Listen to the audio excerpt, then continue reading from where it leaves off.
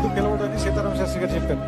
అలాగే నలుసంతైన మంచితనం లేకపోతే ఇంతమంది ఎందుకు ప్రేమిస్తారు? ఇది బహుశా నిలువెత్తు మంచితనం అయి ఉంటుంది. అందుకని ఇంతమంది అభిమానులు ఉన్నారు, ఇంతమంది ప్రేమించే వాళ్ళు ఉన్నారు.